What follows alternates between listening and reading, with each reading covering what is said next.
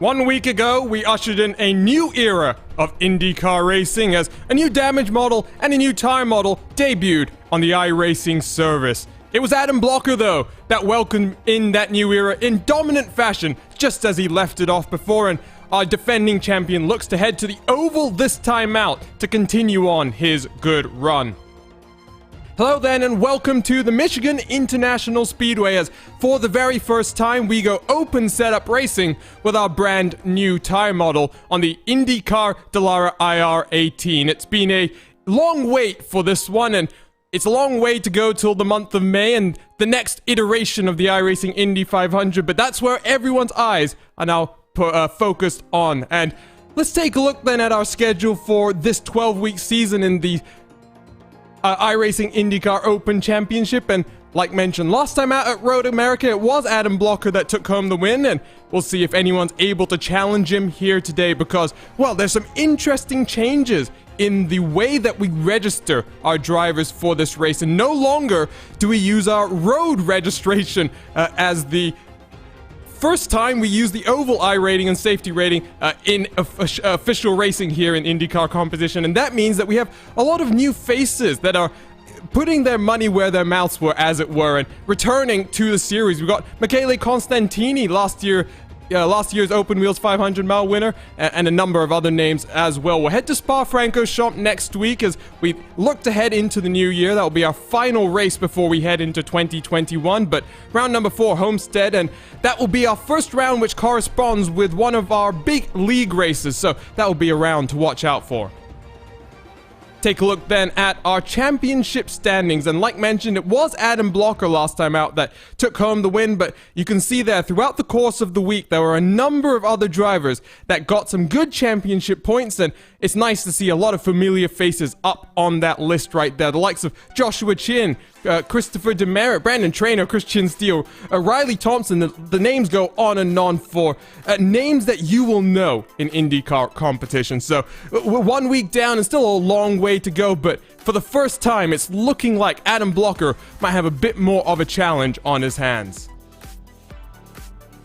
So delighted you can join us here live on RaceSpotTV, and it's me, myself, and no one else here in the commentary booth. We're social distancing, and that means I'm left up here alone. So thankfully, I've got you guys here in the YouTube chat. You can interact with me throughout the course of today's broadcast, and I've also got TV cameras brought to me by Istvan Ballo and TrackCams22.com, and additional car cameras provided by RaceSpot's own Tyler Maxson.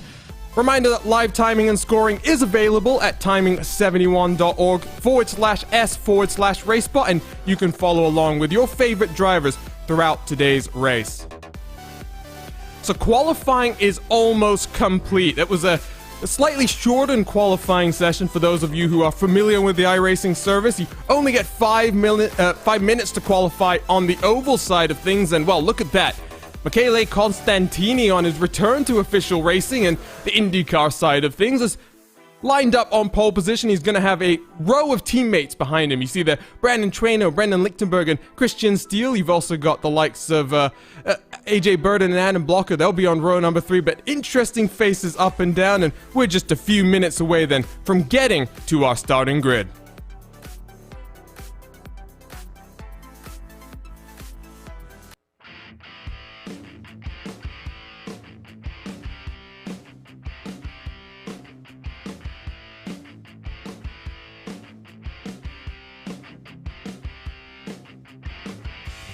So let's take a look then at the starting grid, and well, on row number 1 it's an all i5G, and Michele Constantini and Brandon Traynor, 2 winners of top split Indy 500 competitions, line up on row number 1, and behind them teammates as well, Brendan Lichtenberg and Christian Steele, line up on row number 2. You then have to go all the way back into 6th position before you get to the first non-i5G driver, and that will be Adam Blocker, but he's got AJ Burden, also an i5G driver, to his inside.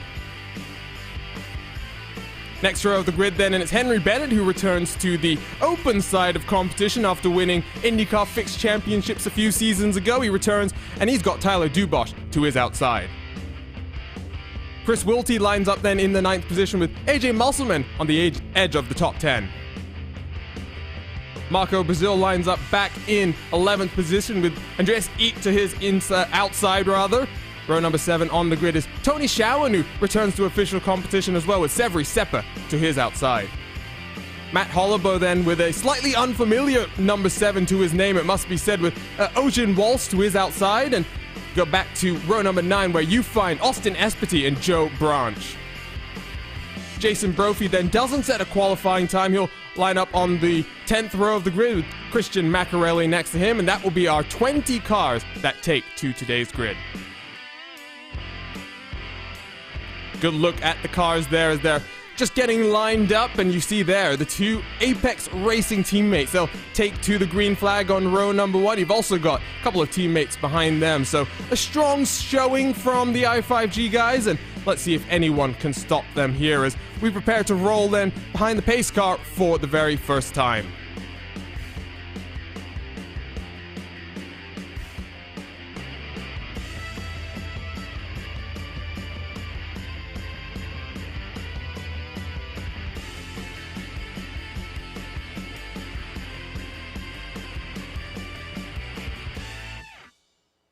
Now, of course, this is not a track that has not seen the IndyCars come here for a while, but it is a track that obviously has so much IndyCar history, so it's going to be good to see the cars take to the track for the first time in a while here in official competition. Let's take a look at our track conditions as the cars start rolling then for the very first time here at the Michigan International Speedway. You'll see there, it's fairly warm in terms of our track temperature, and it's going to be interesting to see how the new tire model affects that in terms of the tire wear. Sorry, I was just getting a bit distracted by the YouTube chat because I've noticed Dylan Coyle, RaceSpot's own Dylan Coyle, is showing up, and he doesn't have that blue spanner next to his name. So we're going to have to get that rectified very shortly. If I can get my mouse over there and click the buttons. Dylan now has all the rights that are required. Just a reminder, we are actively looking at our YouTube chat, and you can keep up to date to us through us on all of the different channels as well that we interact with you guys on YouTube, Twitch, Facebook, Twitch, and Instagram, all at RaceSpotTV. So just a few moments away, then the pace car is going to dive onto the safety of pit road and leave the field in control of the Italian Michele Costantini. He won pole position at this year's Open Wheels 500-mile race, but kind of threw it away all by himself. Let's see what he's going to do this time around. Adam Blocker already looking very aggressive on the outside, but we punch the throttle and we go racing here in Michigan.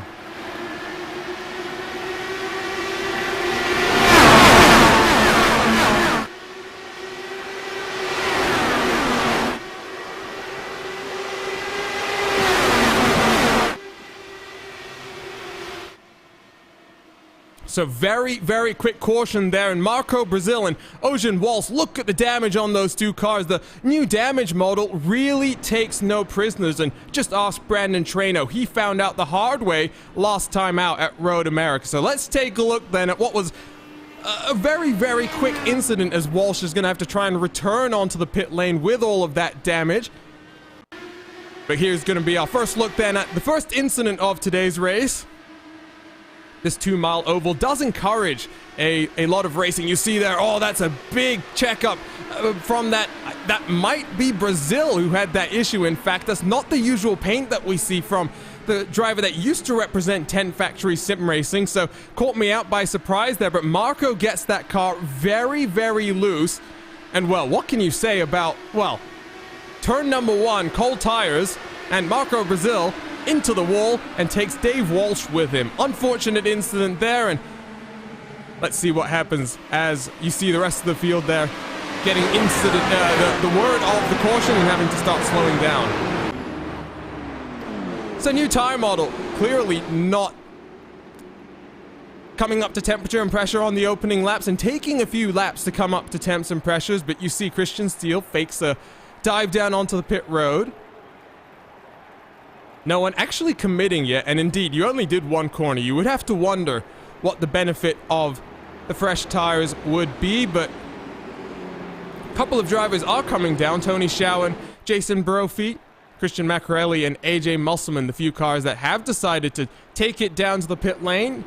As you see there, the very, very damaged cars of Marco Brazil and Ojin Walsh. Let's take one more look at that replay. because new damage model is looking very, very good, especially here on the open wheel side of things. Here we'll take a look at Brazil, who's now going to come up the track, and we'll get one more look at Brazil himself. But there's the damage to Walsh, who's not going to be too impressed at having returned to the series and having his race ruined in just a matter of seconds. We'll take another look then at Brazil himself, as he's going to go up hard into the outside wall.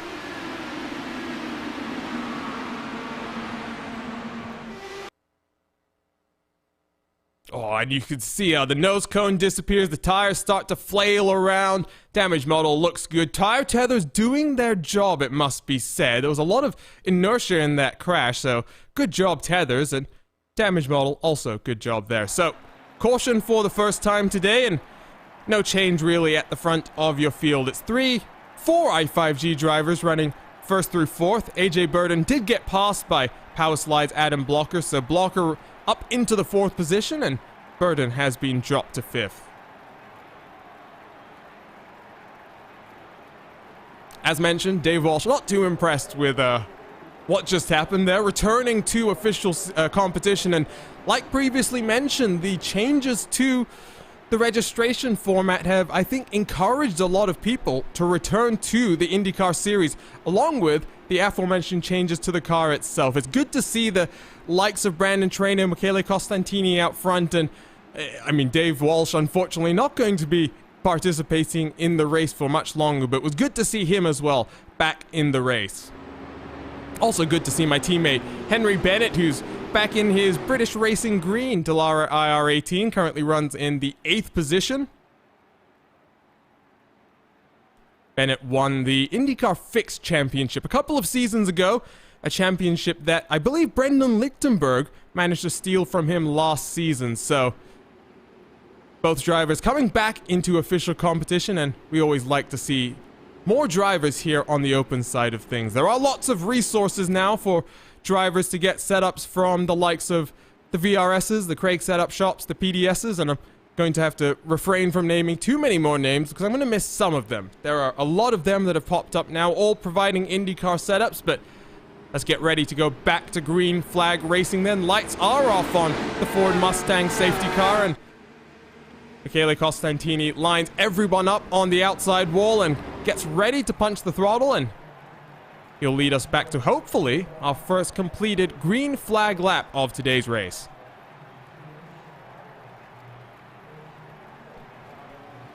Long hold there, but here we go then. Costantini jumps onto the throttle, but his teammate with a good jump behind him. Traynor already ducks down to the inside line. Steele gets challenged by Lichtenberg as well.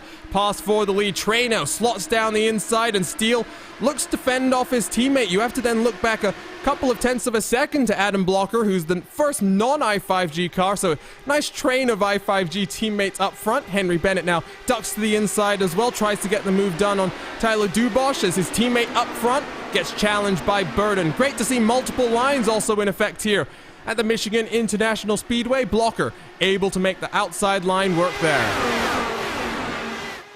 So Bennett unable to get the move done. The four of the i5G teammates now swarm at the front of your field, and Adam Blocker tries to catch them down.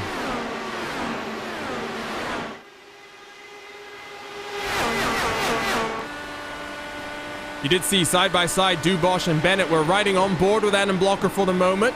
Newly crowned Lionheart Series champion for the third consecutive time in a row. The celebrations went on quite a while last night, but Blocker did have to get back up for work this morning.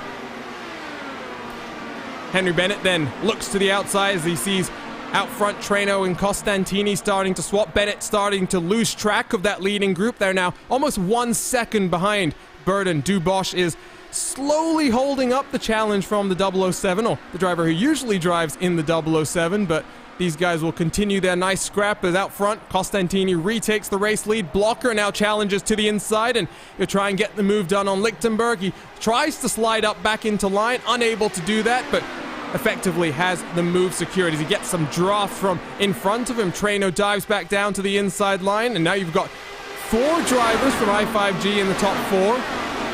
And a Blocker side by side with Christian Seal. Good battle then through turns 1 and 2. Blocker doesn't get the momentum off the corner, slots back into line in single file for second, third, fourth, and fifth.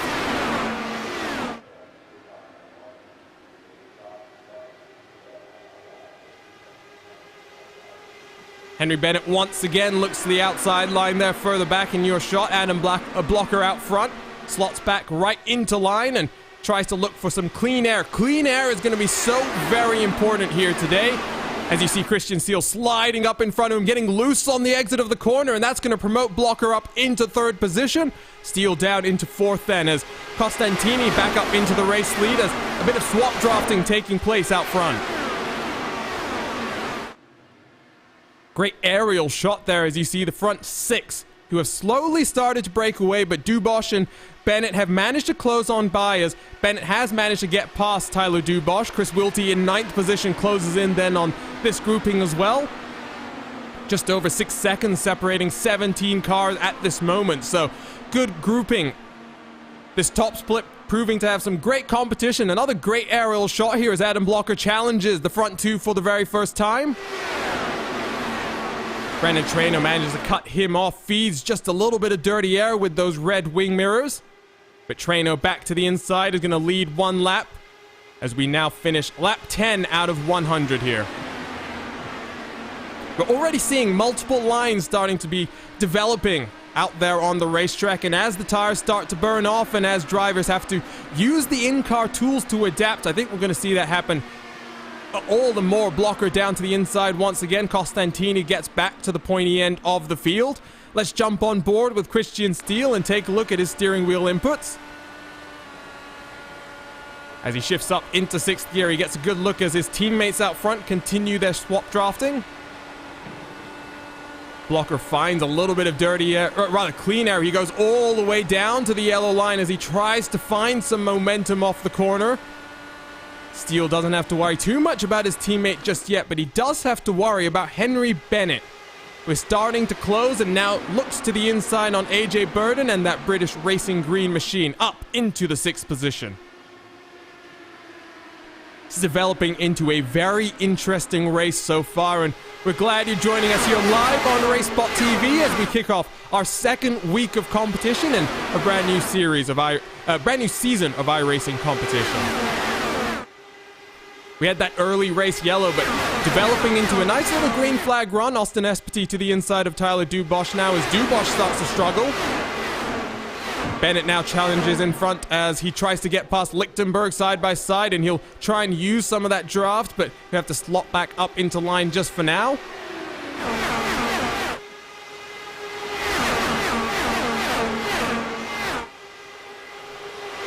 Blocker back down to the inside there. He's trying to get the move done on Costantini, but not going to get the momentum, and Traynor and Costantini continue to swap out front, not affording Blocker the opportunity just yet.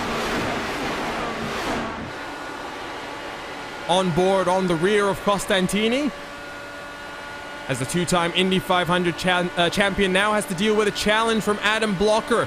He'll use the draft to get the momentum, sweep to the inside, drop his teammate down into second position, but Blocker once again tries to get down to the yellow line. Unable to make that one work. Some great aerial shots that we're getting of the Michigan International Speedway, and we have to thank Istvan Ballo and TrackCams22 for all of it. You can head over to his website to use these cameras for yourself. Henry Bennett now tries to get past Brendan Lichtenberg. It's proving to be a bit of a cork in the bottle for the Englishman right now. And it really is a power slide versus i5G battle right now. Blocker tries to challenge the two out front. Henry Bennett tries to join him.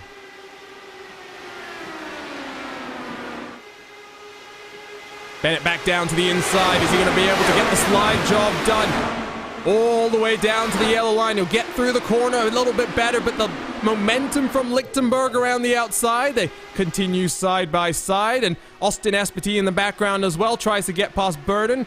Manages to get the move done, unlike Bennett, who has to slot back into line once again.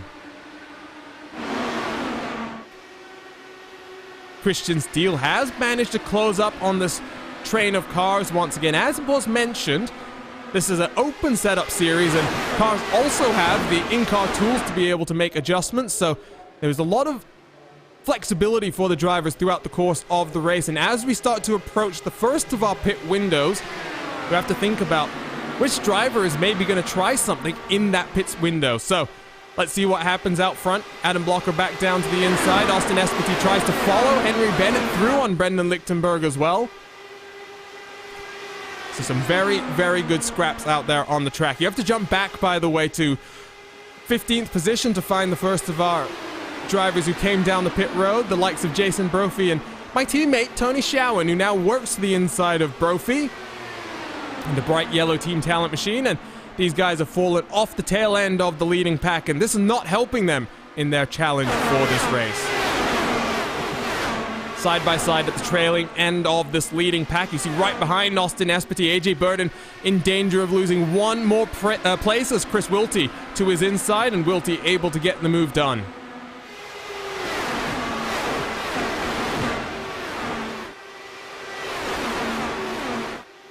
So we work lap number 19. We're about to come across the start-finish line to complete one more lap here. One early caution on lap number 1, but we've been green since then. Adam Blocker in 3rd position, the main challenger for the two Apex Racing teammates, Brandon Treno and Michele Costantini out front. Chris Wilty does look to the inside now of Austin Espity in that Tanner-faced machine, and Wilty will look to that second groove, forces Espity up into the 3rd lane. The momentum for Espity able to hold on to the position, and now Wilty looks behind to Burton, who dives back down to the inside for the first time, though.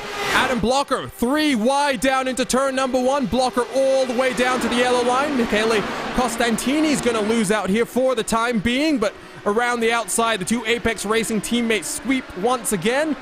Blocker unable to get it done.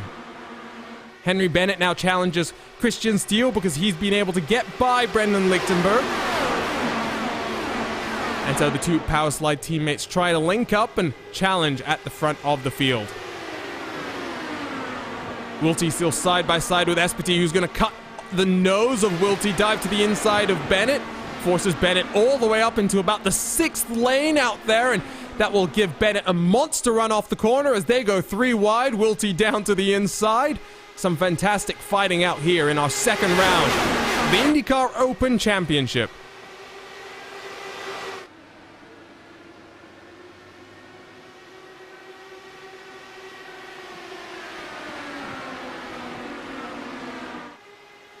Trying to decide where I want to focus my attention right now. There you see Henry Bennett trying to get to work once again on Brendan Lichtenberg, because Lichtenberg was able to slip back by. Bennett lost a little bit of momentum due to a checkup, and that's compromised his attempt. And now you see once again those two ART teammates out front, swapping without too much of a challenge from Blocker at this time. Joe Branch, by the way, has come down onto pit lane, so potentially Branch, who runs the Indy Elite Series, has hit the tires, or rather hit the wall, so that might be the number 15 car out of today's race, as we see Austin Espity using that draft from AJ Burton to try and close on up and avoid the challenge from Chris Wilty, but Wilty still persistent on that inside line.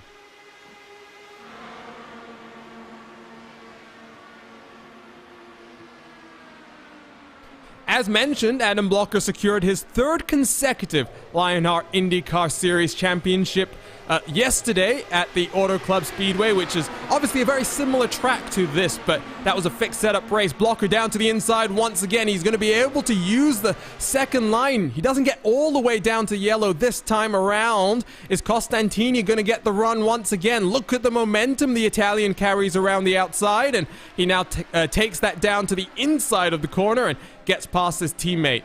Does open the door for Blocker, who's trying to use a bit of that draft to catch up, but not going to be able to make that one work.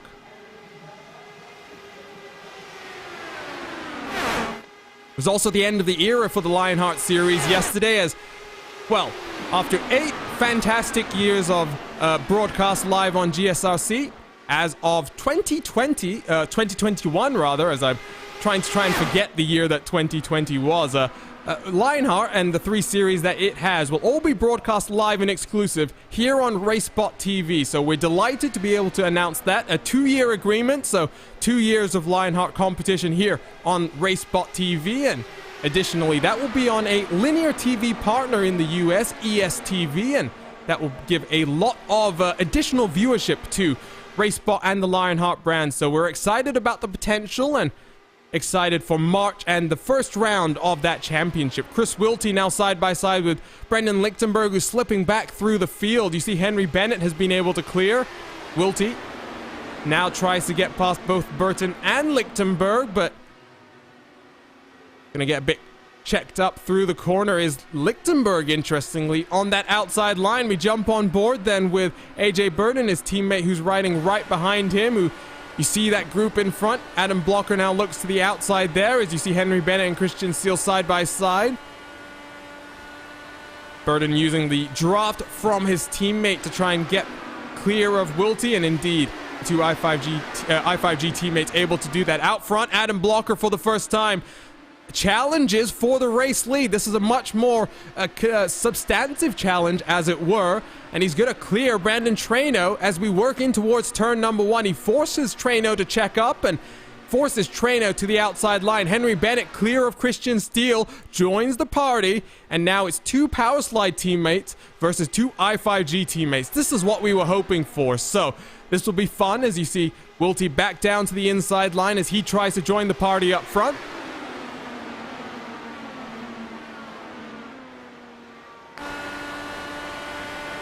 Great view from the Brit Henry Bennett in the British Racing green machine.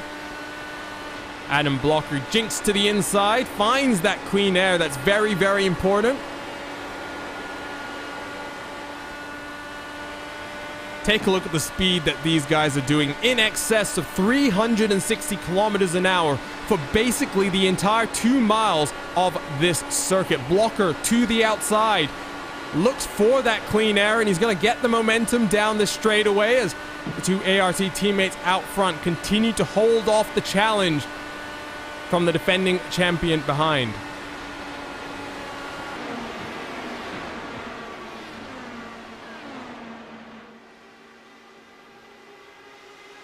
Just run you through the top 8 then as we're approaching the first third of this race done. You've got 2 I5G teammates swapping it out for the race lead right now. That's the 2-time Indy 500 champion Brandon Traino and Michele Costantini, but Powerslide duo Adam Blocker and Henry Bennett right behind are trying to challenge them. 2 I5G drivers right behind them too, though. Christian Steele, AJ Burton, and Brendan Lichtenberg. So that makes an incredible 5 out of the top 8 from the I5G crew. Chris Wilty in 8th position has had a good challenge so far, and he tries to get up into the top etches of the top 5. Blocker back down to the inside line then as he challenges once again for the race lead. He's got a lot more momentum on the inside of the corner this time around, though. Costantini on the outside. The Italian tries to cut off the run from the American, but Blocker's going to get into the corner first. Here comes Bennett as well. Watch out here. This is going to be interesting as we finally cut through the first third of this race. Blocker's going to try and sweep up the track. Oh, this is feisty out front. Great shot there. 4 drivers all scrapping it out for the race lead. The Italian able to fend off the challenge, but watch Bennett to the outside now. He's going to try and make it power slide. 2 cars in the top 3. Brandon Traino has to look to the inside, gets the draft from Adam Blocker. Blocker realizes that, jinks up back to the high line, gets to help his teammate. But that opens the door for Traino, who now looks to that second line. Slides up the track very slightly. There is so much respect being shown by all of these drivers right now, and that is why we're getting these great green flag runs. Chris Wilty, by the way, has been able to jump on by 2 of the I5G teammates, 3 of the I5G teammates now. He's now up into the 5th position, and like I was saying, into the top 5 for the first time in this race. What can he do in that position?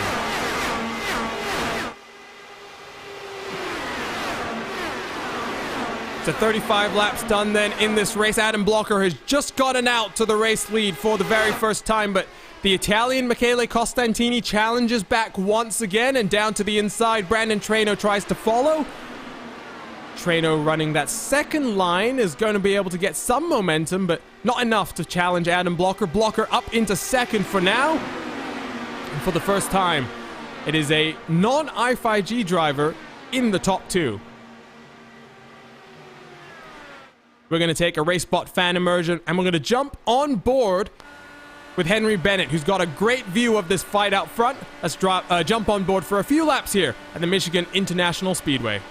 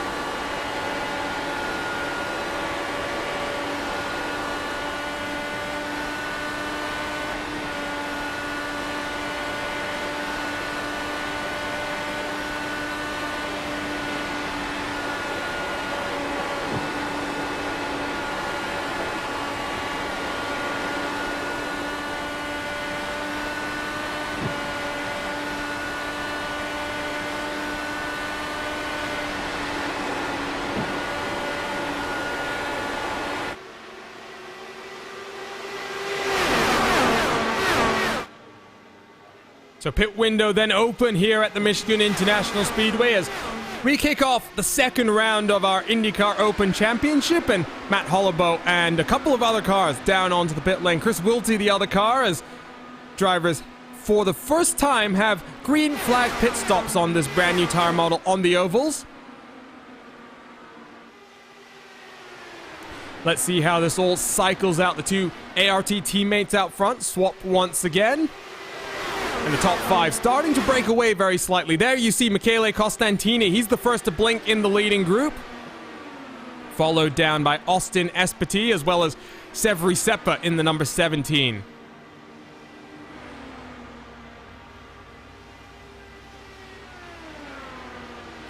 So, who's going to follow the Italian down onto pit lane? Blocker looks to the inside as, for the first time, Traino left all on his own. Blocker slides up the track. That doesn't look like a car that's committing down onto pit lane, but Traino is. So the ART teammates both have decided to come down onto the pit lane, and it's the two power slide drivers out front now for the very first time. You see the Italian getting up to speed there on the inside. So he's now one lap down and will be wishing the caution flag does not come out. So Costantini gets back up to speed. He spent a total of 9.7 seconds stationary. Traino has just made it into his pit box and goes up on the jack to get his fuel and tires done. Blocker down onto pit lane. Bennett locks up the inside front. Is he going to get it slowed down? A bit of drama there for the Brit, but able to get it under control. So everyone down now onto the lane except for the number 14 car, Brendan Lichtenberg, who's going to inherit the race lead. He'll go a couple of laps longer. Let's see what that does for him. Let's pick up the two i5G teammates. Costantini back out into the race lead, then the net race lead, because he's managed to pass his teammate Brandon Traino. Take a look at the cars then stationary on the pit lane. This is going to be important. Blocker and Bennett. Bennett's going to beat his teammate out. Bennett out to the... he's going to beat his teammate out front. Christian Steele as well. Here come the two Apex Racing teammates. Bennett and Blocker still getting up to speed. They're going to slot into line right behind Brandon Traino. So no changes out front in terms of Apex Racing team versus Power Slide. But now, for the first time, Henry Bennett up into net P3. Brendan Lichtenberg and AJ Musselman now down onto pit lane. So, now that we've had green flag pit stops, things have cycled out very slightly. Blocker tries to get past on his teammate as Brendan Lichtenberg on the inside gets back up to racing speed. He'll try and filter out right behind Chris Wilty, who's now trying to apply the pressure to Christian Steele in front. We jump on board with the number 5 car for the first time today. In front, you see Bennett back down to the inside as he gets back past his teammate. Wilty following around Christian Steele through the corner there. That gives him a nice run down this main straightaway. He'll jink to the inside, try and get the move done, and looks to use the second line. That will force Christian Steele to concede the position. So Steele gives the pace up for now, and they're going to try and swap draft, you'd have to think, and try and close these gaps. We jump out front. Adam Blocker, Henry Bennett try and close back in on the i5G teammates, as we're getting word from Adam Crane in our YouTube chat that Adam Blocker sliding through the pit box very slightly, and indeed that's borne out in the pit lane times. Adam Blocker spending 35 seconds in the pit lane. You can see there on your screen. If you take a look at Henry Bennett right behind, slightly shorter in total pit lane time, but slightly longer in the pit box itself. So Wilty past Steele. That opens the door now for him to close in on the top 4 runners, but gap between second and third, 1 second.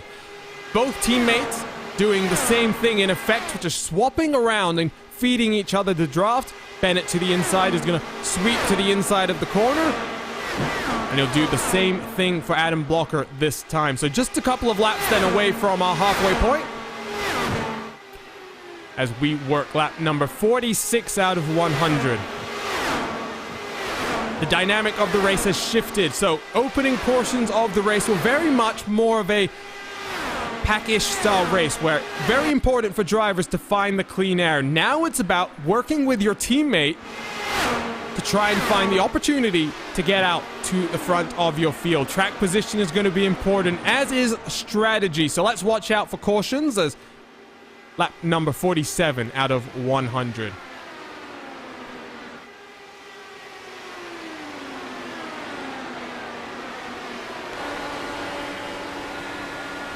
Good look off the rear there for Brandon Traino as Michele Costantini back down to the inside. As you also see in the background, Henry Bennett doing the very same thing. So gap has shrunk. It's now 0.7 of a second. So the power slide duo doing exactly what they need to do. Traino getting slightly loose on the exit of turn number 2, but that jinks him back down to the inside now. Gap under 0.5 of a second. So half a second, not 0.5 of a second. So the power slide duo are closing in, as are Chris Wilty and Christian Steele. Nice little battle right behind Christian Steele, by the way, because AJ Burden is being challenged by Brendan Lichtenberg and Austin Espety. The Tanner face machine looks to the outside then, and try and roll the momentum through the corner. Must say, that Tanner face machine really does look quite good. We'll see if we can get an onboard look at the Tanner face that's adorning the wing mirrors, but you get a good look on the side pods there. Tanner Watkins, who hosted the entirety of the Open Wheels 500-mile race that we at RaceSpotTV were very, very glad to be a part of. Espety gets the move done on AJ Burden, up in towards 7th position then, about 2 seconds behind the cars in front. There you go then, gap between the top 5 has come down to just under 1 second. Christian Steele in 6th position, also looking to get in on some of the fun, but we've got a nice little fight developing for the lead of this race as we're officially getting ready to get past the halfway point of the race. We cross the start-finish line to complete lap number 50. That means half distance done and half a way to go. Henry Bennett right on the rear wing now of Brandon Traino, the 2-time Indy 500 winner. Chris Wilty in 5th position, also looking very, very feisty. When Brandon Traino won the Indy 500 this year, he was adorning the wonderful colors of the Team RLL, Rahal, Letterman, Lanigan crew, and that partnership with Apex Racing Team has come on leaps and bounds in the recent months. You had an additional partnership at one of the BMW Sim Cup 120 events where Zach Campbell and Kevin Ellis Jr. teamed up to run a BMW M8 running the Team RLL livery, but it's looking like that name is going to be making its way up into the top steps of sim racing competitions, because Zach Campbell, who recently qualified for the Porsche Esports Super Cup, recently was seen adorning a very similar livery in his Porsche 911 Cup car. So it's looking like Zach Campbell will be an official Team RLL driver, and our congrats to the young Georgian driver who currently attending university as well. Henry Bennett now gets the challenge from his teammate. You did see Chris Wilty just a lap or so ago trying to challenge the number 12 machine, but Blocker now side by side with his teammate as the two i5G teammates in front side by side as well. We started this race with 20 cars, and other than that one caution that we had very, very early on lap number 1 into turn number 1, all 18 cars have managed to stay relatively clean. So it's nice to see healthy competition here in the IndyCar series as Austin Espety feels the challenge from Brendan Lichtenberg behind. Lichtenberg has managed to get past his teammate AJ Burden, and Burden feels his own form of pressure from Andreas Eek behind. Lichtenberg to the inside is going to get the move done on Espety, and that gets him back up into the 7th position. If you take a look then at the movers and shakers in today's race, it's been a mixed bag for the i5G team. You see there, Costantini and Treno out front have really not moved from those positions since the opening laps of the race, but you see the Powerslide teammates that have made their way through the field. You see Christian Steele, Brendan Lichtenberg dropping a couple of positions. You also see Austin Espety doing a very, very good job to be up 9 positions so far, and Espety looking pretty racy to try and get up into his own challenge for a top 5.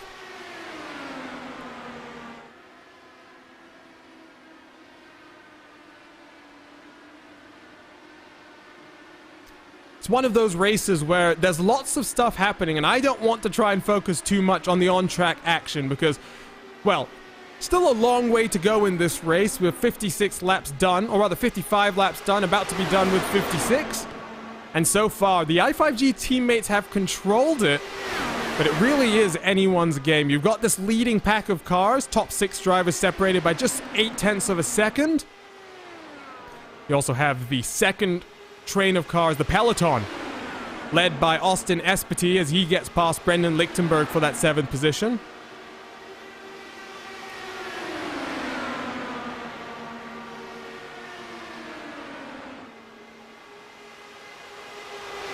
Let's jump back to that battle between Espety and Lichtenberg, because still side by side. Lichtenberg sends it back to the inside. His teammate tries to follow him, but that feeds his teammate AJ Burden that dirty air, and he'll slot back up into line for now.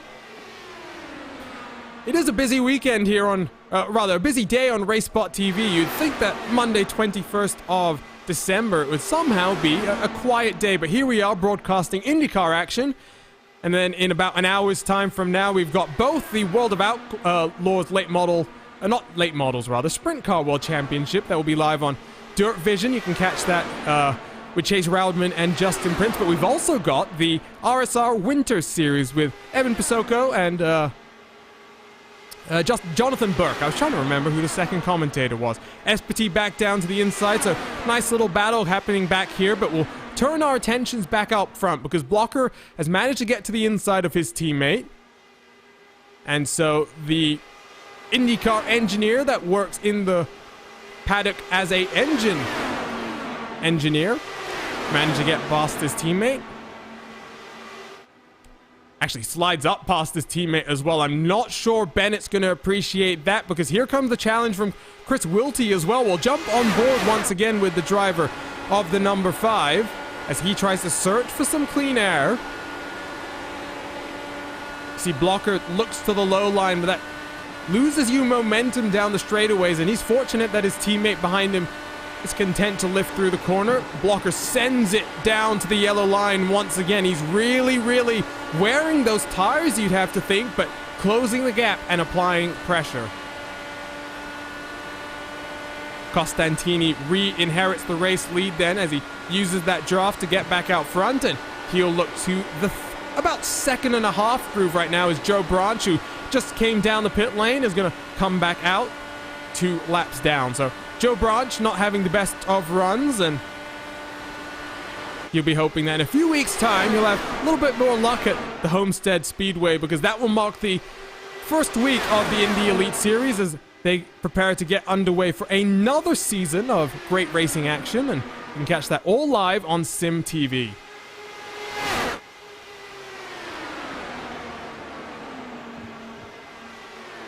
Wilty to the inside of Henry Bennett, now tries to get up into the top 4, and indeed manages to clear the number 2 car without too much trouble at that time. And I think Blocker is seeing the challenge from Wilty behind, and he's trying to get a bit more aggressive out front. Tries to find an opportunity, searches for whatever clean air he can find, and unfortunately getting a little bit stuck behind the 2 i5G teammates who have controlled this entire race so far. Blocker back down to the inside line, but not able to carry the momentum through the corner, and that's going to compromise his run. Wilty's going to look to the inside through 3.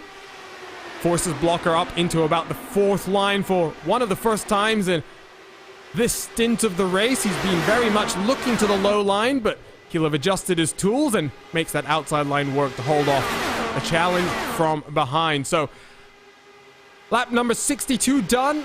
Well, 63 done there as we cross over into the 64th lap and start looking then for our final pit stops of the race. I wonder when someone is going to blink. Someone wants to try something different. I'm not sure we'll see that anytime soon, given the amount of swap drafting we're seeing, given the amount of draft usage we're also seeing as well, but it'll be interesting to follow along with.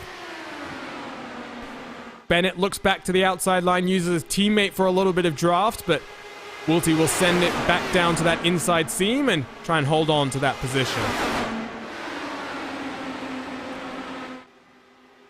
Here is that battle, by the way, for 7th on back. Andreas Eek is the last car in the line on the edge of the top 10, but he seems a little bit more content to ride around back there, or maybe he's struggling a little bit more with the dirty wash from the cars in front, but whatever the battle is, or whatever the issue is, it's forcing him to be a bit more conservative, and he finally looks to the inside now of AJ Burden, but has to slot back up into line. So Espity managed to get past Lichtenberg once again, and we check back in with our race leaders. There is Joe Branch, by the way, trying to get past Christian Steele. He's on brand new tires, having come down the pit road, but you have to think that Steele might not be too impressed by a driver that's a couple of laps down, trying to interfere with Steele's challenge for the top 5. There you can see Branch a couple of laps down after coming down the pit lane.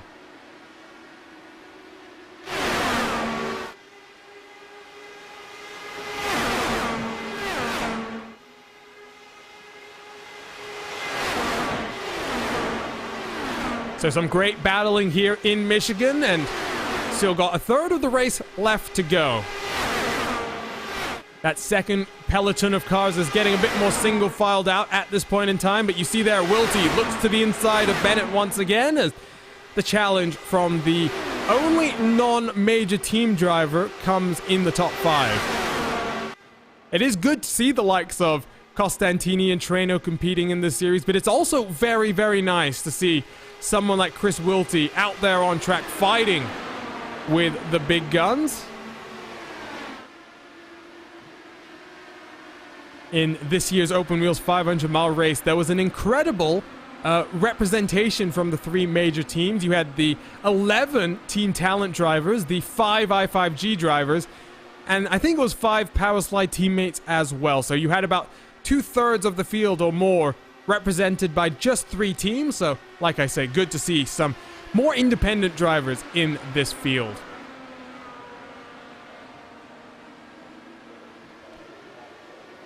Jump back as Eek tries to work the high line as he tries to get the move done on AJ Burden. They are losing track of Espity and Lichtenberg in front. That's not what they will want at this point in the race.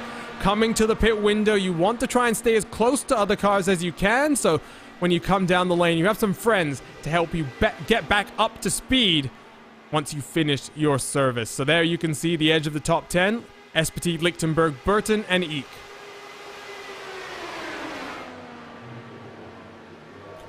Adam Blocker back down to the inside line once again as he tries to get back up into second position, but The Italian Costantini around his outside is going to carry the momentum down into turn number 1 as Chris Wilty is peeled off down onto pit lane. So the first taker from this lead group is Wilty in the number 15, sorry, in the number 5 car has decided to come down onto the lane. Who's going to follow him down this time around then? Traino tries to cut off Adam Blocker. That was very, very close, and that's going to compromise Blocker. It's going to let his teammate Henry Bennett potentially come on by, but I think Bennett decides to lift off the power and just let Blocker hold on to 3rd position for now. So Chris Wilty back up to racing speed then. He's going to be 1 lap down, and the only car 1 lap down. He'll be hoping he can avoid a caution flag, but we've only had 1 caution so far today, so looking like it's going to be fairly clean as Wilty back up to speed.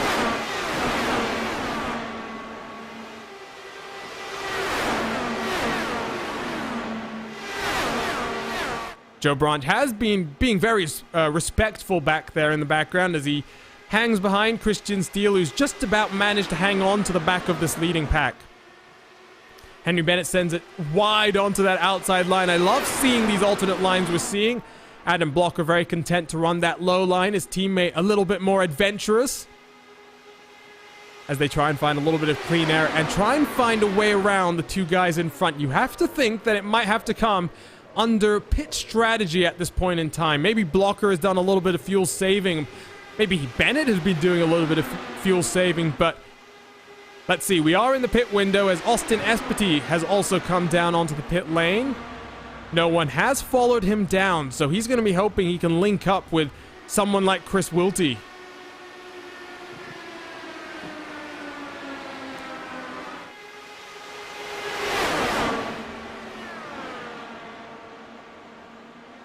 Tony Showen, you see there in the 10th position, and it's got Jason Brophy right behind him. Showen has just gotten passed by Tyler Dubosh in the 11 machine. Dubosh, one of the few cars we saw start last week's race at Road America on the red marked tires, and he struggled in the opening stint of the race, but running up here in the 9th position right now as he's got a challenge from a few strong contenders right behind.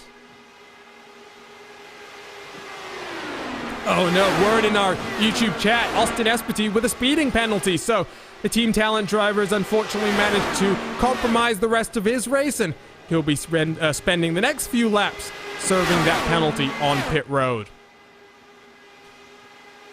In fact, Espety just getting rolling at this point in time. 50 seconds stationary almost for Espety, and that's going to drop him behind Joe Branch. So Joe Branch manages to get a position as another car down onto the pit lane. Matt Hollowbo in the number 7 car. And just a reminder, you can follow along at timing71.org for live timing for today's race. You can follow along with your favorite team and drivers as we follow along with this great battle out front. The Italian Costantini down onto pit lane. He locked the inside front, but I think he managed to get away without a speeding penalty this time. Who can forget the drama for the Italian in this year's Open Wheels 500-mile race with race contending status for the Italian? He made a mistake on one pit stop in green flag conditions and compromised the rest of his race. So the Italian, the first to blink then of the i5G teammates out front. When will Traino follow, and what will the power slide duo do behind him? Macrelli down onto the pit lane. Costantini has managed to get up to speed. He's going to go 1 lap down. He'll be hoping not to have a caution come out, as you see there. Costantini slow on the inside as he gets back up to speed. He'll feed in right in front of his teammate Christian Steele there, as Brandon Traino goes back to the race lead as well.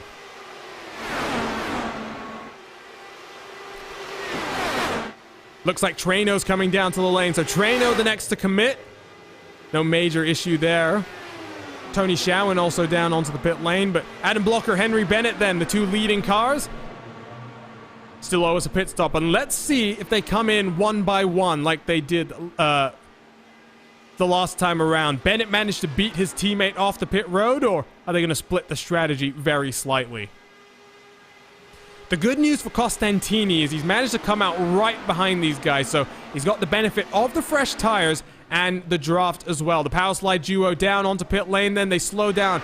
Bennett once again with a slight issue with locking the tires, but manages to slow down with no major dramas.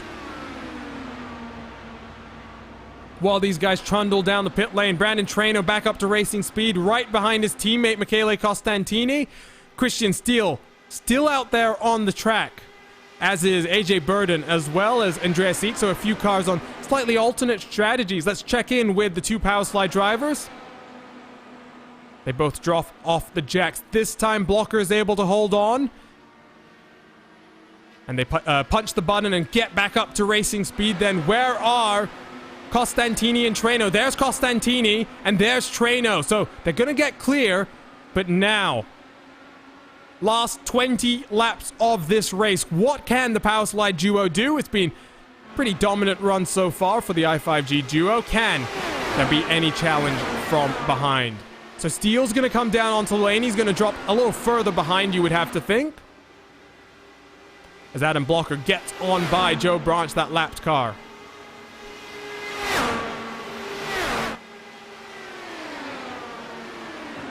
So Christian Steele, the last driver that we were waiting for down onto pit lane, he'll trundle down at that very, very pedestrian 93 kilometers an hour and wait to get into his box. Henry Bennett has managed to clear Joe Branch as well, so two Power Slide drivers can now start to link up and see what they can do. Chris Wilty, just FYI, has lost out very slightly in this pit cycle. He now lies 2.5 seconds behind the Power Slide drivers. What's he going to be able to do from this point in the race? Christian Steele back up to racing speed down on the warm-up lane.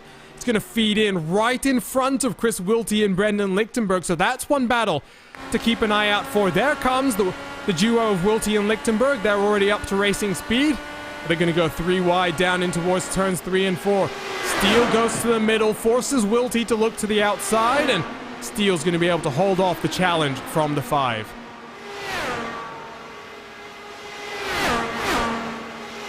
So, pit cycle's done.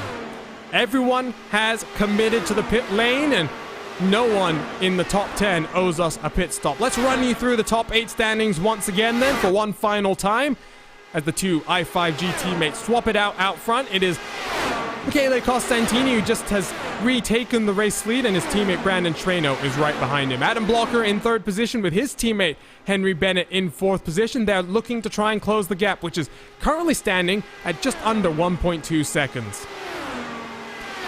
You have to go down the road a little bit to find a battle going on between two teammates, Brendan Lichtenberg and Christian Steele. Chris Wilty in the 5 machine has had a good run up through the field, and he tries to get up past the teammates.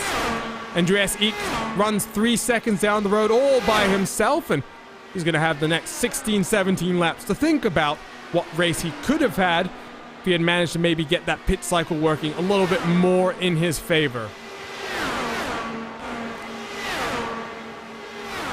So we will jump back to the race lead, and we will jump on board with Henry Bennett, because there you can see Bennett, who has just slotted past his teammate and slung himself indeed past his teammate. Now 9/10 of a second back from the Italian, who is going to make his way past Brandon Traino, and both teammate duos working on the same thing, swap drafting, as Adam Blocker gets on past. So we saw this at the end of the last round of green flag pit stops.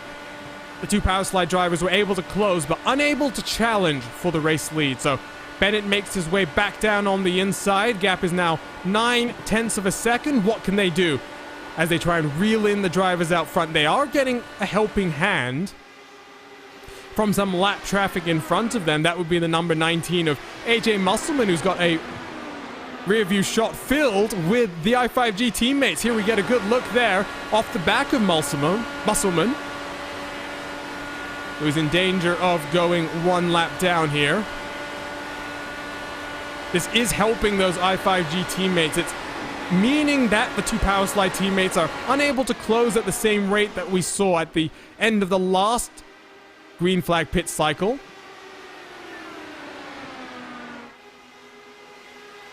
Blocker thinks better of going to the inside, has the tires started to burn off there for the number 12 car. Gap is down to 8/10 of a second, and now they're getting the draft from Musselman, who splits the two team groups. Christian Steele and Lichtenberg having a nice little battle for 5th position. We need an IndyCar game on console, says Isaac Husker. I would agree, you know? I very much enjoy the F1 video games by Codemasters for what it is, and while when I want to do anything serious, I will always head onto the iRacing service, where we've got a great IndyCar community which is out there on the track right now. If I want to do something a little bit more fun, I will tend to boot up the old Codemasters titles. Gap now 0.8 of a second. Blocker works that yellow line. We haven't seen anyone other than Blocker really commit all the way to the inside, but gets right underneath the rear wing of Musselman, drafts on by, and sets sail down into turn number 3. Gap now down to just half a second, so the power slide duo are coming. The question is, what can they do?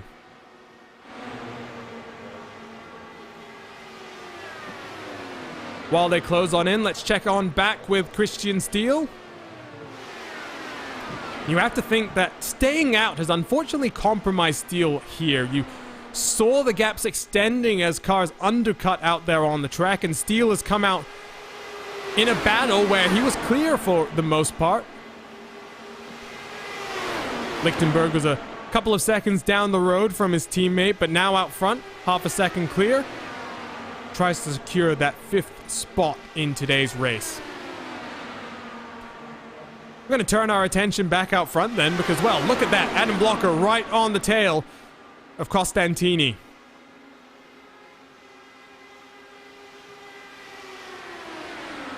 Henry Bennett as well has slotted on past the number 19 in Musselman, and 10 laps to go then. We'll cross the line this time to make it 9 to go. What can the power slide duo do? What can Blocker do as he tries to defend his championship? The question has been, it's Brandon Traino that's going to pose the greatest challenge. What can Traino do? Traino wants to use these oval weeks to get the most championship points possible, while Blocker is a consistent performer across oval and road. What will Costantini do? Will he help his teammate out and help Traino to get this win, or is the Italian going to hope to try and get this race victory? Lots of questions here. And while Adam Crane does point out that this is all about downforce configurations, all it takes is one opportunity, one lap for things to change. So Blocker is searching for that one opportunity. I doubt he took any wing changes in the pit cycle.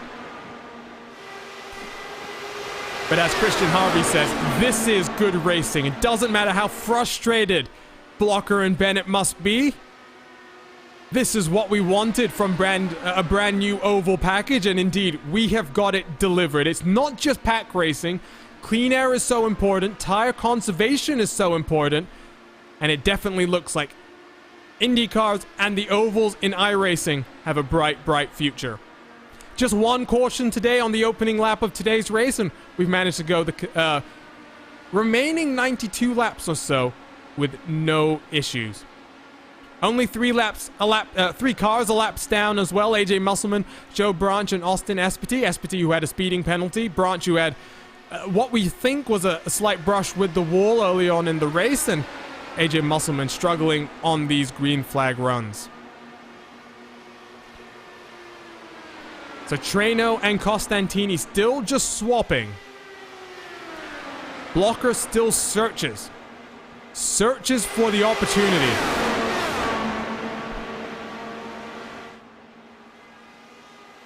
Across the line then, 5 to go this time around at Michigan. 10 miles separates Adam Blocker from another IndyCar race win. What can he do? He forces Costantini to the outside.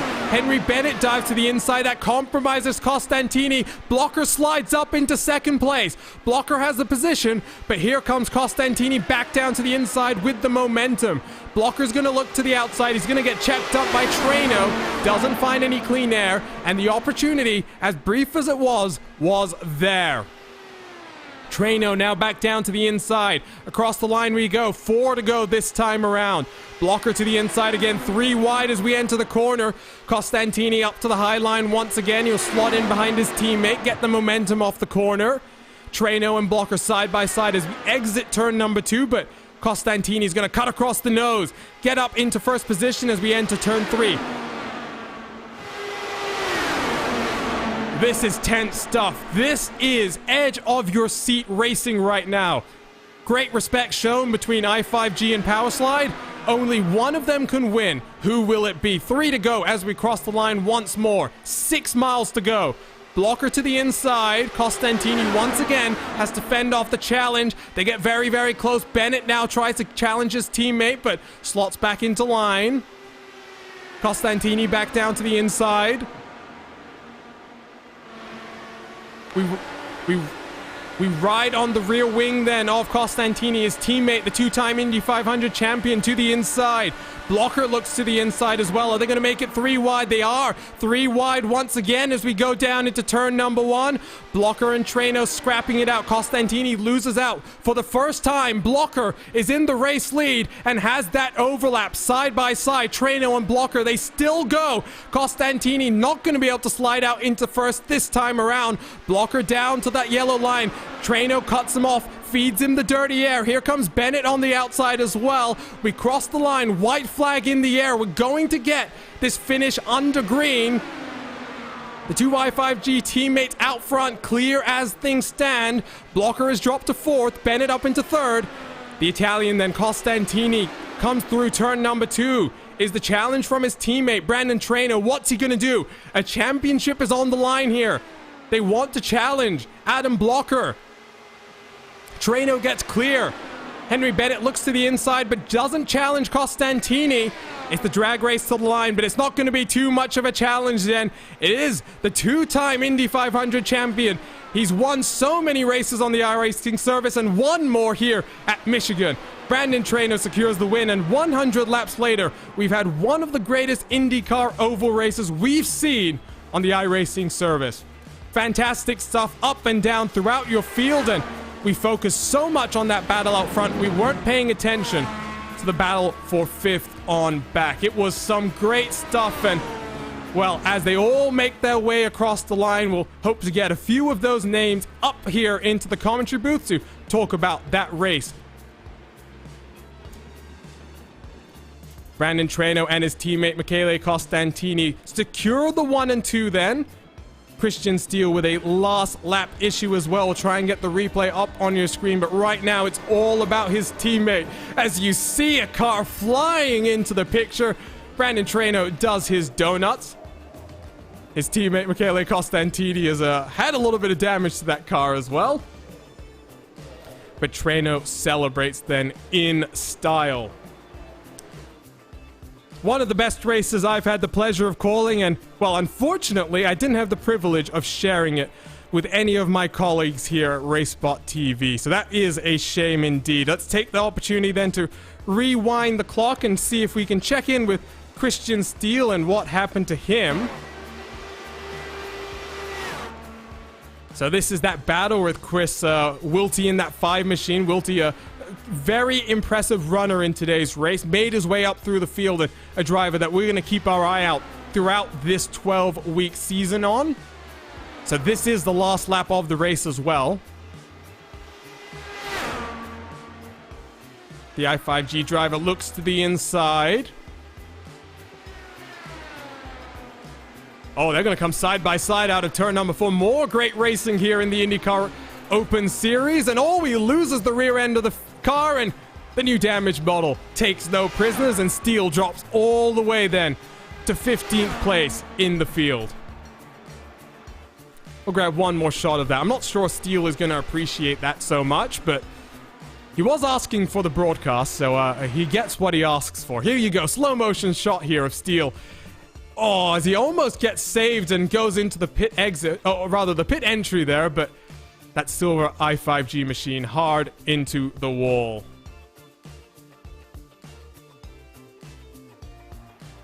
So what a race that was, and what a privilege it was to be able to broadcast that here live on RaceSpotTV. We await the podium position finishers in that race, because I would love the opportunity to talk to Brandon Treno, Michele Costantini, and Henry Bennett, and even Adam Blocker, you know, the 4th place finisher in that race, because that was fantastic. And you know what?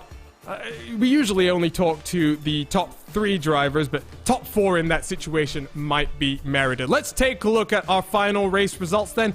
Live here from Michigan as Brandon Traino secures the win by just under 1/10 of a second, with his teammate Michele Costantini making it a very, very fun fight all the way to the line. It's a power slide 3 and 4 then, with Henry Bennett and Adam Blocker coming in 3rd and 4th. Chris Wiltie, the independent driver, has a very impressive run through the field up into 5th. Brendan Lichtenberg having a slightly disappointing day to drop down the field to 6th, with Andreas Eek, AJ Burden, Matt Hollabo, and Jason Brophy completing the top 10. Tony Schowen then in 11th position. He finishes 21 seconds back, with Severi Seppa 7 seconds back from him. Last car on the lead lap is Christian Macrelli, with Christian Steele with that late race incident finishing then in 14th place. Tyler Dubosch comes home in 15th, with AJ Musselman in 16th. Austin Espity with that speeding penalty comes home in 17th. Joe Branch, we saw him struggling on the strategy slightly. He comes home 2 laps down in 18th place. Ojan Waltz and Marco Brazil, the 2 cars involved in our one and only caution, coming through turn 1 on lap number 1. They finish 19th and 20th.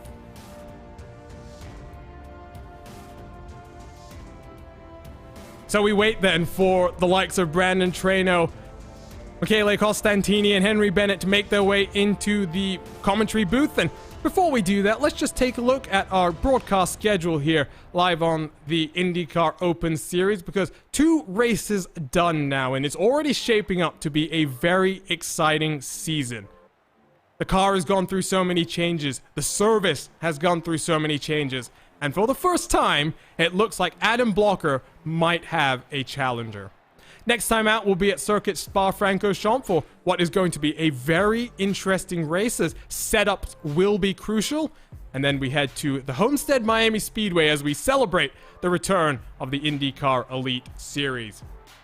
And then a couple of weeks later, we go to the Long Beach Street Circuit with Gateway, our first short oval on this calendar.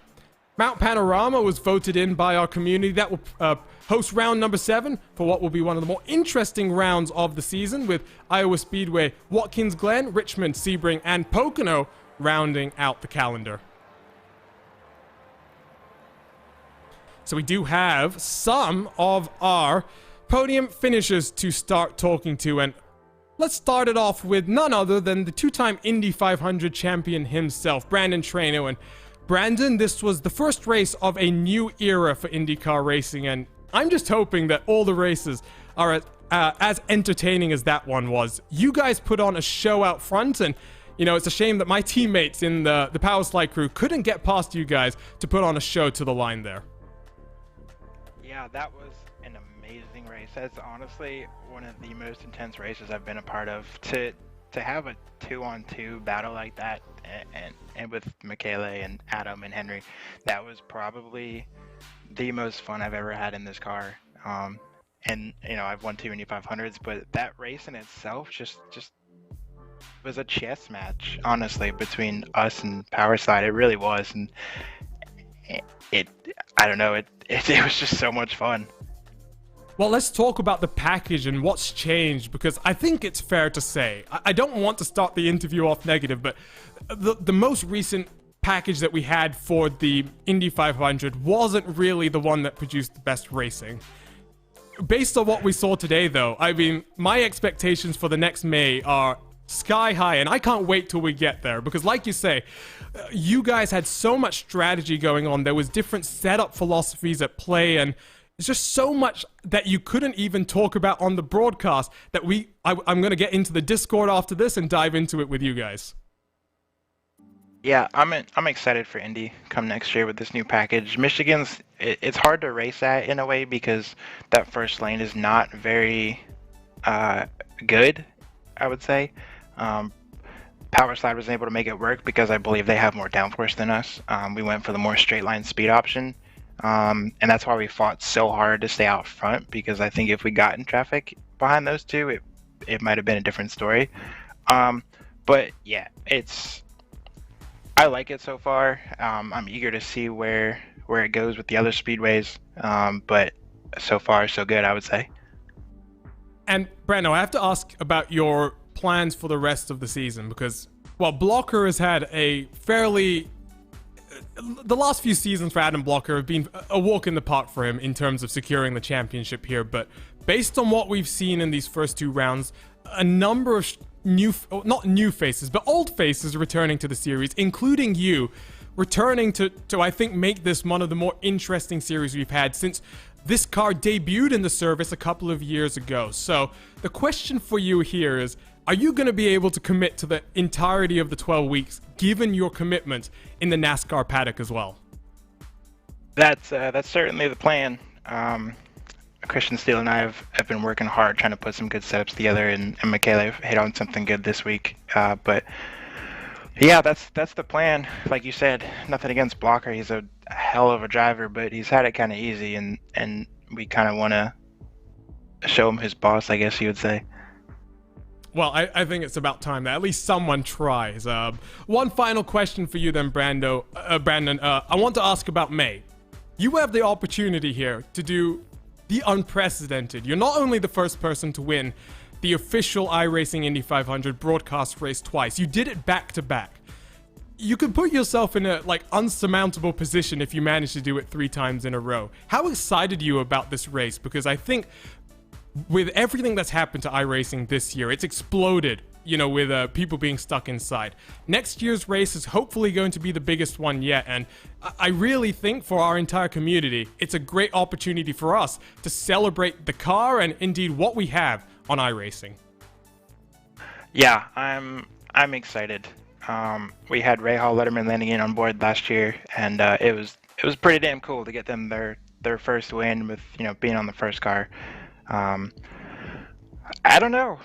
To be honest, when I won this year, I didn't really think I was gonna be, the 2-time champ and first back-to-back and all that, and I really didn't think about that pressure. But it's been joked around with our team a lot, like you said, being the first 3-time and being the king of the bricks. But it is what it is. Indy always chooses the winner. This new tire model's pretty much scrapped all of our sets, I think, across the paddock. So it'll be fun.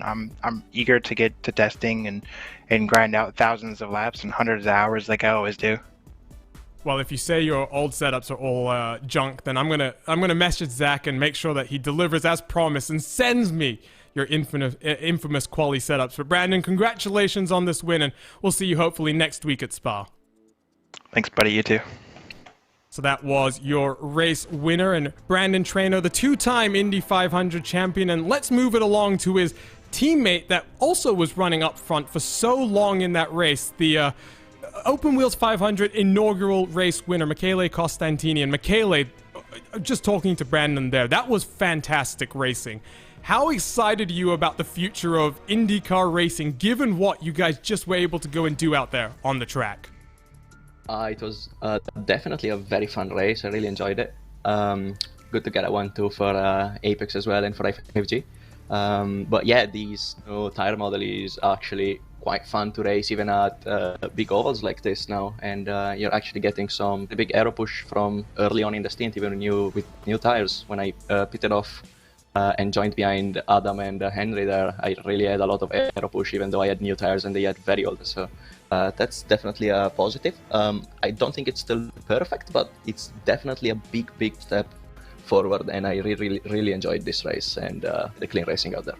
Well, I'm going to pick your brains, Michele, as someone who's, raced at the top level and has so much experience in different cars. What do you think needs to be slightly tweaked there? Because I think this is definitely very promising, and we've seen slight updates on the road side of things to this tire model already, and I think this is an opportunity for us to, in conjunction with a lot of the staff that is working on this tire model, really push forward the type of racing that we want, because look at what we just got.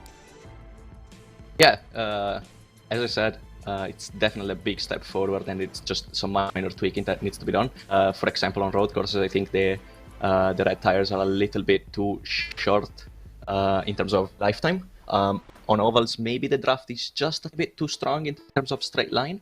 Like the time you gain in the draft straight line is actually massive. But I think it's very, very close to what they actually race in real life. Just from looking from the outside, obviously, you don't get the comparison from within the car, but it's definitely a really good app. I'm really enjoying it. Talk to us a little bit about 2021 for you, Michele, because I know there were your plans to try and get into the Super Cup, which unfortunately didn't go your way, and that's such a tough qualifying series that I'm sure you can't even be too disappointed seeing your teammates getting up there as well. But what are you now trying to focus on for next year? Are we going to see you in this series a bit more regularly over the next couple of weeks? Because like I told Brandon as well, someone's got to challenge Adam for this championship. Well, in terms of 2021, yeah, well, talking about the Supercar quali first, yeah, I didn't expect to actually make it in. I knew I had to miss at least one race during the season, so I knew I had no chance. But it was definitely a good thing to try and compete just for the just to put myself against the best sim racers out there, even in a car where I'm not that I didn't actually master that much. But yeah, in terms of 2021, this Dallara IR01 is looking pretty good in terms of that. But in the meantime, while we are waiting for all the details about that, yeah, you're probably gonna see me racing this year 18 a little bit more often, actually. Don't know about the whole season, but definitely more often. Well, hopefully we see you next week at Spa, and good luck then, Michele, for 2021 and that World Championship in the brand new Dallara IR01. Thank you very much.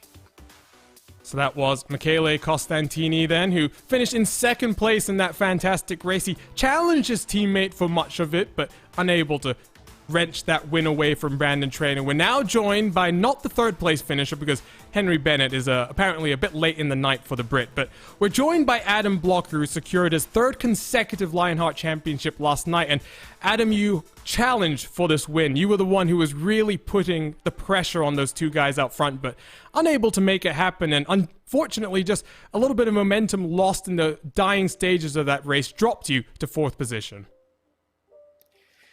Yeah, I mean, I think it was mostly about track position. Henry and I just were always behind in that race, and I think if we had gotten the lead and were able to swap, things might have been different. But yeah, with just how it was tough for me to pass. So I knew that once I got a run, I had to take my shot, and my shot was on the penultimate lap. And if Trano hadn't cleared me going into 3, it could have been different, but he did, and I knew once that happened, then I might as well just, like, I got so much error wash I couldn't do anything, and then Henry just had to have a go. Yeah, we're taking a look at that final lap actually right now in the 3-wide entry into turn 1, but I was just talking about it with both of the Apex guys before. This new tire model produced a race that I think was a lot more entertaining and exciting than I think some of us expected, and it was a welcome change given some of the races that we had. I'm thinking of like the Indy 500 this past May, for example. It's opening the door, I think, for this oval racing future of the IndyCar to really be bright, and I'm very excited about more races like what we just saw. Yeah, I haven't tried it. Like, I've done some testing at Homestead, and it's a lot more grip limited. Like, I'm not sure that it's going to be a good race, and I haven't done any testing at Indy or Pocono. But last night in Lionheart and today in Open, it seems like the Auto Club in Michigan racing is a lot better now. And part of that is before at Michigan, whenever we got a cold track, it was just a stupid, like, crazy pack race. And now, I mean, it's still packish, like, you can't really get away. But it's not like, it's still hard to pass, as you saw. So it's kind of a good balance. I think it's pretty much how Michigan and an Auto Club should race, honestly. So. A question for you, Adam, about Lionheart, because I did mention it. You won that championship last night, and we're excited that Lionheart's coming over to RaceSpotTV for the next couple of years, starting in 2021, and that's a nice opportunity, I think, for you to test this, tire model and some of these changes without having to do a lot of that setup work. Does that help you in, being able to go out there and just working with the limited set of in-car adjustments? Or do you find that it's really about putting in those hours, the hard hours, to develop setups that helps build up your performance to where it is today? I mean, I think any racing you do always helps, gets you more experience. Like, there's definitely always things that I learned from the Lionheart races. But as you say, like the setup last night drove completely different to how an open setup would. So sometimes you do some weird things with the tools, but I mean, it's kind of a mix. You learn stuff on the driving side, but at the same time, you know, you don't really, you know, it is still different. So you just have to kind of compartmentalize what you think is relevant and what's not. One final question, Adam, before we let you go. It's good to see that there's a bit of competition for you in this championship now. It's not looking like it's going to be the easiest of runs compared to maybe the last 4 seasons like you've had. I'm sure that excites you, the prospect of battling it out with the likes of Treno, you know, Costantini week to week, as opposed to what we've maybe become accustomed to over the last few years. It's good to see that all of these changes around this car have, you know, really ignited some excitement in the community as well. Yeah, I mean, the main reason I race the Indy Open Series is just to have fun. But yeah, and in this case, I mean, the more, you know, good guys we have from all the top teams, that just makes the racing that much better. Like, I mean, yeah, today, I mean, you saw it was a pretty good race between the top 4 of us. So yeah, I'm definitely happy with the current participation, and hopefully we can keep it up throughout the season. I think the next few rounds at least are all going to be good. The challenge will be once we get to the second half to see how many people stick around. But yeah, just looking forward to the rest of the season, I guess. I guess we're a couple of weeks away from Long Beach as well. That will be an interesting one to see participation-wise. But Adam, congratulations then on the 4th place, and we'll see you in 1 week's time then for the next SOF race. Yep, see ya. So that was the 4th position finisher, Adam Blocker, the defending series champion. And that's it for our post-race interviews here live on RaceSpotTV. Let's run you through the schedule one more time because it's a really, really exciting one. 2 very interesting races have been completed, and, well, we've still got 10 left to go. Next time out on a Monday, we'll be at Circuit Spa-Francorchamps, and the next time at an oval, we'll be kicking off and celebrating the return of the Indy Elite Series. Long Beach makes its debut on official competitions for IndyCar in round number 5, and round 6 is the first of our short ovals at the Gateway Raceway. Round number 7 sees Mount Panorama being included in the schedule after the community decided it was a worthy choice, and Iowa Speedway is the next oval after that. Watkins Glen, Richmond, Sebring, and Pocono to round off our 12-week season, and we'll see if anyone is able to challenge Adam Blocker for this championship. We are delighted you chose to spend your Monday evening here live on RaceSpotTV, and just a reminder, you can follow us for more sim racing action across all of our channels: YouTube, Twitch, Facebook, Twitter, Twitch, and Instagram. And if you're not already subscribed to us on YouTube, please do hit the red button and hit the bell next to it to get notified every single time we go live with the great sim racing series we get to broadcast. So that's going to be it then for another week in IndyCar iRacing competition. It's the iRacing IndyCar Open Series this time out, and as always for RaceSpotTV, we've had TV cameras brought to us by TrackCams22.com and car cameras provided by our very own Tyler Maxson. Live timing was provided by our partners at Timing71, and you joined me, myself, and myself alone, Arjuna Kankipati, for the entirety of today's action. Well, it's a new era for Indy cars, and it's looking very, very bright indeed. New tire model and new damage model? Count me in indeed. Great racing here at the Michigan Raceway, and we can't wait for 1 week from today when we return at Spa-Francorchamps. Enjoy the rest of the week. There's lots of racing still to come from Michigan, and we'll see you in 1 week's time.